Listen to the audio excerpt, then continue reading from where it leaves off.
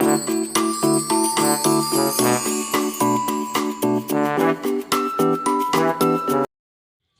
Everyone, स्वागत है आप सभी को आपके प्यारा सा यूट्यूब चैनल कृतज्ञ क्लासेज में। दोस्तों, पिछले क्लास में हम लोगों ने वर्ण विचार को पढ़े थे हिंदी ग्रामर में। तो आज की इस वीडियो में वर्ण विचार के इम्पोर्टेंट ऑब्जेक्टिव क्वेश्चन को करने वाले हैं, जो कि 2023 एग्ज़ाम में आने का ज़्यादा चांसेस है। तो आप सभी इस क्लास को अंत तक ज़रूर देखिए और अपने दोस्तों के पास इसे जल्द से शेयर कर दीजिए। चलिए, आप सभी इसे शेयर कर दीजिए। वर्ण विचार का ऑब्जेक्टिव जो कि बहुत ही इम्पोर्टेंट क्लास होने वाला है। यहाँ से आपका जो भी डाउट होगा उसमें वो पूरा क्लियर होने वाला है। यदि आप वर्ण विचार नहीं पढ़े होंगे तो आपको वीडियो मिल जाएगा, उसे देख लीजिएगा। और यहाँ पे चलिए ऑब्जेक्टिव को देख लीजिए।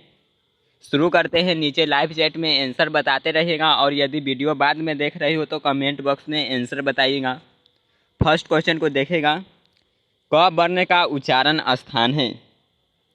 चलिए, क वर्ण का उच्चारण स्थान पूछा गया है। तो क्लास में आपको बताया गया था कि क वर्ण का जो उच्चारण स्थान है, क वर्ण का पूछे या क वर्ग का पूछे। क वर्ग का मतलब हुआ क से लेकर के अंग तक। तो इसका जो उच्चारण स्थान है वह है कंठ। क्या है इसका उच्चारण स्थान? तो कंठ है। ऑप्शन नंबर ए यहाँ पे करेक्ट आंसर हो जाएगा। फर्स्ट का ऑप्शन ए राइट आंसर है। जल्द से आप सभी लाइव चैट में लिख दीजिएगा, फर्स्ट का ऑप्शन ए। नेक्स्ट क्वेश्चन देखेंगे, सेकेंड। प का उच्चारण स्थान है। देखिए, प का पूछा गया है। प का पूछे या प वर्ण का पूछे, प वर्ग का पूछे, क्वेश्चन सेम ही होने वाला है। प का देखे, प वर्ग सबसे पहले यहाँ पे देखेगा। क वर्ग हो गया, च वर्ग, ट वर्ग, त वर्ग और उसके बाद प वर्ग। तो आपको वो सीरियल से याद करने के लिए बोले थे क्या? कंठ, तालु, मूर्धा, दंत, ओष्ठ। तो प वर्ण का उच्चारण स्थान है वह क्या हो जाएगा? तो ओष्ठ होगा। क्या होगा? जल्द से आप सभी लाइव चैट में लिख दीजिए, प वर्ण का उच्चारण स्थान क्या होगा? तो ओठ हो जाएगा। यहाँ पर ऑप्शन नंबर सी, 2 का ऑप्शन नंबर सी यहाँ पे करेक्ट आंसर है। आगे बढ़ते हैं। Next 3 number question. 3 number question देखिए, घ का उच्चारण स्थान है। ऑप्शन ए है कंठ, ऑप्शन बी तालु, ऑप्शन सी दंत और ऑप्शन डी मूर्धा। तो घ किस में आएगा? तो क, ख, ग, घ। तो घ तो क वर्ग में आ रहा है, तो क वर्ग का उच्चारण स्थान क्या है? तो कंठ है। तो घ का उच्चारण स्थान क्या हो जाएगा? तो कंठ हो जाएगा। क्या होगा? कंठ। 3 का ऑप्शन नंबर ए बिल्कुल आप सभी का करेक्ट आंसर है। घ का उच्चारण स्थान पूछा गया तो कंठ हो जाएगा। Option number A right answer है। चलिए आगे बढ़ते हैं। Next 4 number question. ख का उच्चारण स्थान है। तो देखिए, ख का पूछा गया क और उसके बाद ख। तो इसका उच्चारण स्थान क्या हो जाएगा? ख का उच्चारण स्थान आप सभी बताइए क्या होगा? 4 नंबर का आंसर। 4 का आंसर जल्द से आप सभी लिख दीजिएगा। कंठ बिल्कुल करेक्ट आंसर है। Option number D, option D जिनका भी आ रहा है 4 का ऑप्शन डी राइट आंसर है। नेक्स्ट देखेंगे 5 नंबर क्वेश्चन। भाषा किसकी अभिव्यक्ति का माध्यम है? ऑप्शन ए है लेखों की, ऑप्शन बी कहानी की, ऑप्शन सी है विचारों की और ऑप्शन डी रचना की। 5 का नंबर 5। चलिए यहाँ पे 5 का आंसर दीजिएगा। भाषा किसकी अभिव्यक्ति का माध्यम है? किसकी अभिव्यक्ति का माध्यम है भाषा को पूछा गया है, तो यह हो जाएगा विचारों की। किसकी अभिव्यक्ति का माध्यम है? तो विचारों की। ऑप्शन नंबर सी बिल्कुल राइट आंसर है। 5 का option number C, option C 5 का करेक्ट है। Next 6 number question. व्याकरण वह ज्ञान है जो, देखिए पूछा गया कि व्याकरण वह ज्ञान है जो, ऑप्शन ए है त्रुटियों पर ध्यान नहीं देता, ऑप्शन नंबर बी है मानसिकता के आधार पर भाषा प्रदान करता, ऑप्शन नंबर सी है नियमों का विश्लेषण नहीं करता और ऑप्शन नंबर डी है आवश्यक नहीं। चलिए यहाँ पे 6 का आंसर आप सभी दीजिएगा। व्याकरण के बारे में पूछा गया है, क्या यह त्रुटियों पर ध्यान नहीं देता है? बिल्कुल यह त्रुटियों पर ही ध्यान देता है। नियमों का विश्लेषण भी करता है और इसकी आवश्यकता भी है। तो यहाँ पे क्या आंसर हो जाएगा? व्याकरण वह ज्ञान है, तो यहाँ पे देखिएगा मानसिकता के आधार पर भाषा प्रदान करता है। यह करेक्ट ऑप्शन है, ऑप्शन नंबर बी। 6 का option number B correct answer होगा। Next 7 number question. घ का उच्चारण स्थानीय, क्वेश्चन रिपीट हो गया तो घ का पूछा गया है तो कंठ हो जाएगा। 7 का option number B right answer है, कंठ। नेक्स्ट देखेंगे 8 नंबर क्वेश्चन। विसर्ग का उच्चारण स्थान क्या है? तो आपको जो चार्ट में बताया गया था जिसमें कि विसर्ग का पूछा गया है, तो क वर्ग में क वर्ग के जो बताए थे कंठ का उच्चारण, कंठ को देखिएगा तो क वर्ग और उसके बाद उसी में विसर्ग था, तो यही हो जाएगा जो विसर्ग का उच्चारण स्थान है वह कंठ होगा। Option number D. 8 का ऑप्शन डी करेक्ट आंसर है। नेक्स्ट 9 नंबर क्वेश्चन, निम्नलिखित में महाघोष अघोष वर्ण कौन है? महाघोष देखिए, महाप्राण अघोष पूछा गया, सॉरी महाप्राण अघोष वर्ण देखिएगा, महाप्राण अघोष वर्ण कौन है? तो इसमें हो जाएगा छ है जो कि महाप्राण भी है और अघोष वर्ण भी है, तो ऑप्शन नंबर बी यहाँ पे राइट आंसर है। 9 का option number B. Next 10 number question, ऊ ध्वनि का उच्चारण स्थान क्या है? ऊ ध्वनि का उच्चारण स्थान क्या होगा? तो इसका उच्चारण स्थान हो जाएगा ओष्ठ। Option number A. 10 का ऑप्शन ए करेक्ट आंसर है ओष्ठ। नेक्स्ट 11 नंबर क्वेश्चन देखेगा यहाँ पर 11 नंबर क्वेश्चन, निम्नलिखित में यहाँ पे महाप्राण घोष वर्ण कौन है? महाप्राण घोष वर्ण कौन है? इनमें से तो भ है जो कि महाप्राण घोष वर्ण है। Option number D. 11 का ऑप्शन डी राइट आंसर है। नेक्स्ट 12 नंबर क्वेश्चन, किस वर्ण का उच्चारण कंठ एवं तालु के सहयोग से होता है? कंठ एवं तालु के सहयोग से किस वर्ण का उच्चारण होता है? ऑप्शन ए है म, ऑप्शन बी ख, ऑप्शन सी ए, ऑप्शन डी च। तो यहाँ पर आप सभी बोल कर भी देख सकते हैं, जो ए यहाँ पे वर्ण है जिसका उच्चारण कंठ एवं तालु दोनों के सहयोग से होता है। ऑप्शन नंबर यहाँ पे देखिए सी करेक्ट आंसर है। 12 का option number C. Next 13 number question, किस वर्ण का उच्चारण कंठ और ओष्ठ के सहयोग से होता है? कंठ और ओष्ठ के सहयोग से पूछा गया है, आप सभी इसका बताइए। ओ, फ, घ, ए। कंठ और ओष्ठ के तो ओ वर्ण है जो कि कंठ और ओष्ठ के सहयोग से इसका उच्चारण होता है, तो ऑप्शन ए राइट आंसर होगा 13 का। 13 का ऑप्शन है बिल्कुल करेक्ट आंसर है। चलिए आगे बढ़ते हैं, और जल्द से आप सभी इसे अभी तक शेयर नहीं किया हो तो शेयर कर दीजिए और वीडियो को लाइक कर दीजिएगा। चलिए नेक्स्ट 14 नंबर क्वेश्चन, अनुस्वार का उच्चारण स्थान क्या है? अनुस्वार का उच्चारण स्थान क्या होगा? 14 नंबर देखेगा, ऑप्शन ए है तालु, ऑप्शन बी नासिका, ऑप्शन सी मूर्धा, ऑप्शन डी है कंठ। अनुस्वार, तो अनुस्वार जैसे अन्न बोलिएगा तो इसका जो उच्चारण स्थान हो जाएगा अनुस्वार का, यह नासिका होगा। अनुस्वार का आप लोग ध्यान रखिएगा क्या होगा? नासिका। ऑप्शन नंबर बी इसका राइट आंसर है। नेक्स्ट 15 नंबर क्वेश्चन, जिस स्वर के उच्चारण में एक मात्रा लगे उसे किस स्वर के नाम से जाना जाता है? देखिए उसमें एक मात्रा लगे तो उसे कौन सा स्वर कहेंगे? ऑप्शन ए है दीर्घ स्वर, ऑप्शन बी अक्षर, ऑप्शन सी है व्यंजन, ऑप्शन डी हर्ष स्वर। कौन सा स्वर होगा? तो देखिए इसमें एक मात्रा लगे तो यह हर्ष स्वर हो जाएगा। क्या हो जाएगा? यह हर्ष स्वर हो जाएगा। Option number D. 15 का ऑप्शन डी करेक्ट आंसर है। नेक्स्ट 16 नंबर क्वेश्चन, जिस स्वर के उच्चारण में देखिए दो मात्रा लगे उसे किस स्वर के नाम से जाना जाएगा? तो दो मात्रा लग गया तो यह दीर्घ स्वर हो जाएगा। क्या होगा? तो दीर्घ स्वर, यहाँ पे दीर्घ कर लीजिएगा, दीर्घ स्वर हो जाएगा। ऑप्शन नंबर ए, दीर्घ स्वर करेक्ट आंसर है। चलिए नेक्स्ट देखेंगे 17 नंबर क्वेश्चन, व्यक्ति द्वारा सार्थक उच्चारित वाणी को कहते हैं? ऑप्शन ए है भाषा, ऑप्शन बी अक्षर, ऑप्शन सी मुहावरा, और ऑप्शन नंबर यहाँ पे देखिएगा डी है वाच्य।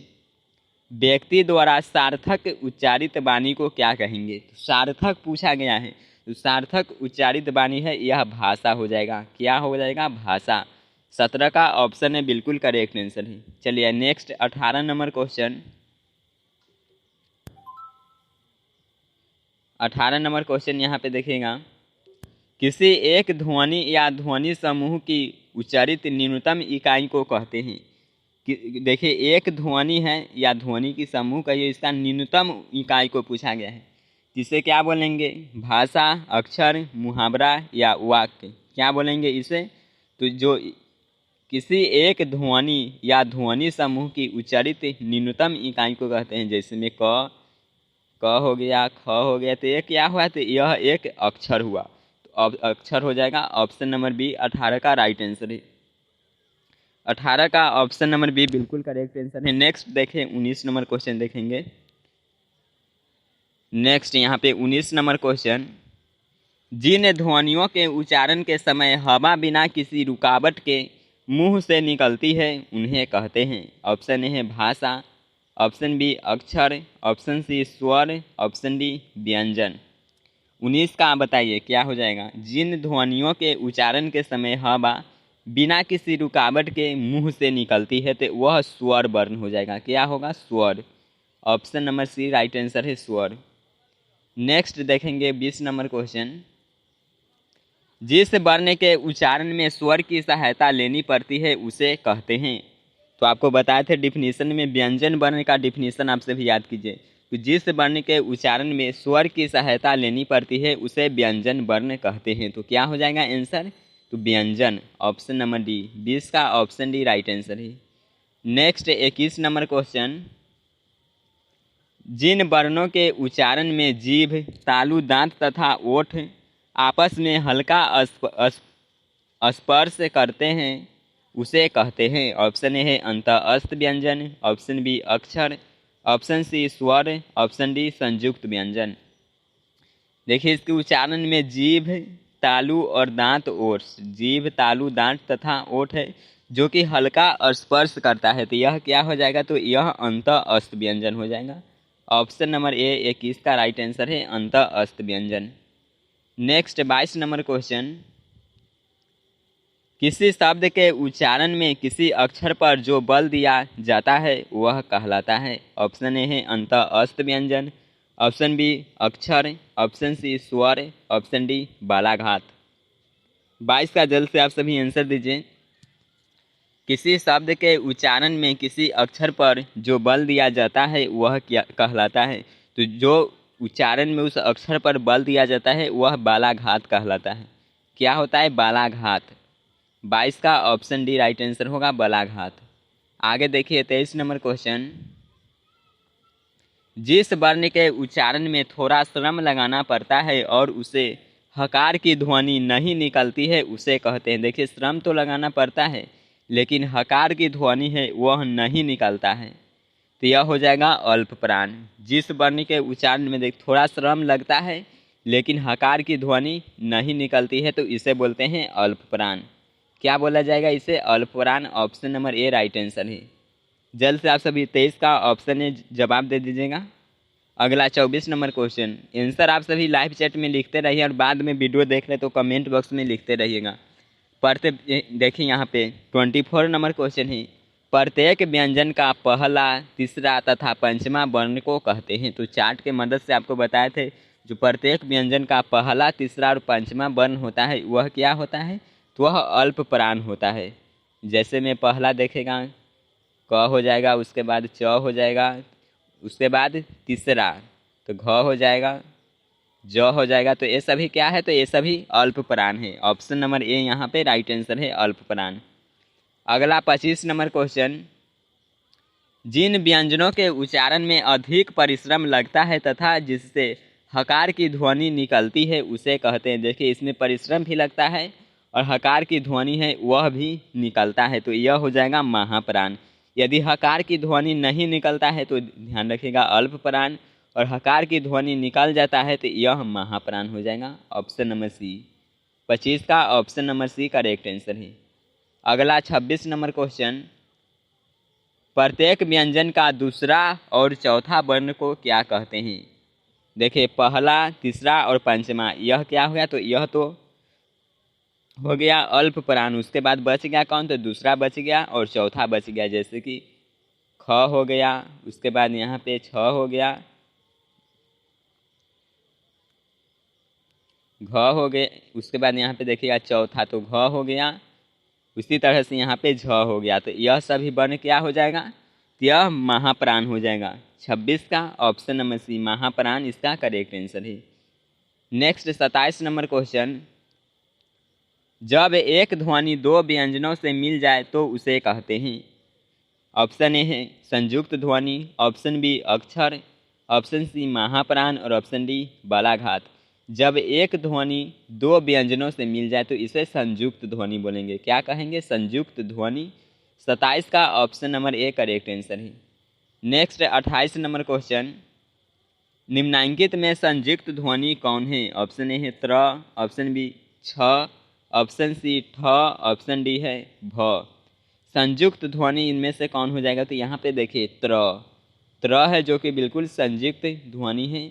इसमें ऑप्शन ए। चलिए 28 का ऑप्शन नंबर ए आपको ध्यान रखना है। नेक्स्ट 29 नंबर क्वेश्चन, किसी शब्द के उच्चारण में जो विराम आता है उसे कहते हैं। विराम आता है उसे क्या बोलेंगे? तो इसे बोला जाता है 29। इसका अल्प प्राण होगा, संगम होगा, महाप्राण होगा या बालाघात होगा? क्या होगा? तो यह संगम हो जाएगा, ऑप्शन नंबर बी। नेक्स्ट देखिए 30 नंबर क्वेश्चन, निम्नलिखित में ऊष्म वर्ण कौन है? ऊष्म वर्ण पूछा गया है, कौन है? तो यहाँ पे जो तलव्य स है यह ऊष्म वर्ण है, option number A. Next question देखेंगे 31 नंबर, निम्नलिखित में अंत अष्ट कौन है? ऑप्शन ए है तलव्य स, ऑप्शन बी छ, ऑप्शन सी व और ऑप्शन डी भ। कौन इनमें से अंत अष्ट व्यंजन है? तो 31 का देखेगा व है जो कि अंत अष्ट व्यंजन का उदाहरण है, option number C right answer होगा। नेक्स्ट 32 नंबर क्वेश्चन, निम्नलिखित में एक मात्रिक या मूल स्वर कौन है? एक मात्रिक या मूल स्वर पूछा गया है। तो यहाँ पे देखिए अ जो कि एक मात्रिक कहिए या मूल स्वर कहिए अ है यहाँ पर, तो ऑप्शन नंबर बी यहाँ राइट आंसर हो जाएगा। अगला 33 नंबर क्वेश्चन, हिंदी वर्णमाला में स्वर वर्ण कितने हैं? स्वर वर्ण की संख्या आपको बताए थे, हिंदी वर्णमाला में स्वर वर्ण की संख्या कितनी है? तो 11 स्वर वर्ण की संख्या है, ऑप्शन ए यहाँ पे राइट आंसर हो जाएगा। नेक्स्ट 34 नंबर क्वेश्चन, हिंदी भाषा किस लिपि में लिखी जाती है? ये इसको ध्यान रखिएगा आप सभी, एकदम VVI क्वेश्चन है। हिंदी भाषा की लिपि मोस्ट इम्पोर्टेंट क्वेश्चन है, एग्जाम में कई बार पूछा भी गया। तो हिंदी भाषा की लिपि है यह देवनागरी है। उसके बाद देखें यहाँ पे पूछा गया कि हिंदी भाषा किस लिपि में लिखी जाती है, तो यह देवनागरी लिपि में लिखा जाता है, ऑप्शन ए राइट आंसर हो जाएगा। उसके बाद यहाँ पर ध्यान रखिएगा जो अंग्रेजी भाषा की लिपि है यह रोमन है, अंग्रेजी भाषा की लिपि है रोमन। और उसके बाद एक और इम्पोर्टेंट है जो कि है पंजाबी भाषा की लिपि। तो पंजाबी भाषा की लिपि आपसे पूछा जाए तो याद रखिएगा गुरुमुखी। पंजाबी भाषा की लिपि क्या है? तो गुरुमुखी है। और रोमन है जो कि अंग्रेजी भाषा की लिपि है, और देवनागरी हिंदी भाषा की है, तो ऑप्शन नंबर ए यहाँ पर करेक्ट आंसर है। नेक्स्ट 35 नंबर क्वेश्चन देखिए, वर्णों के समूह को कहते हैं। तो वर्णों को समूह को क्या बोलते हैं? तो वर्णमाला की डिफिनीशन देखिए आप सभी। चलिए जल्द से वर्णमाला का डिफिनीशन याद कीजिए। तो वर्णों के समूह को वर्णमाला कहते हैं। आंसर क्या हो जाएगा 35 का? तो ऑप्शन नंबर सी वर्णमाला। नेक्स्ट 36 नंबर क्वेश्चन, ह का उच्चारण स्थान है। ऑप्शन ए है मूर्धा, ऑप्शन बी दंत, ऑप्शन सी कंठ, ऑप्शन डी तालु। ह का उच्चारण स्थान क्या है? तो ह का उच्चारण स्थान कंठ है, ऑप्शन नंबर सी यहाँ पे राइट आंसर हो जाएगा। ह का उच्चारण स्थान कंठ। तो ये था जो कि वर्ण विचार के इम्पोर्टेंट 36 ऑब्जेक्टिव क्वेश्चन था। इसमें से आपका कितना आंसर है जो कि सही हुआ है कमेंट करके ज़रूर बताइए। और आज का एक क्लास है जो कि आपको कैसा लगा कमेंट जरूर कीजिए। आप सभी वीडियो देखते हैं और चले जाते हैं, कमेंट नहीं करते, तो नीचे जल्द से आप सभी कमेंट बॉक्स में जाइए और बताइए कि ये क्लास आपको कैसा लगा। अपना फीडबैक ज़रूर शेयर कीजिएगा, और चैनल पे न्यू हो तो सब्सक्राइब कर लीजिए, अपने दोस्तों के पास शेयर कर दीजिए। मिलते हैं नेक्स्ट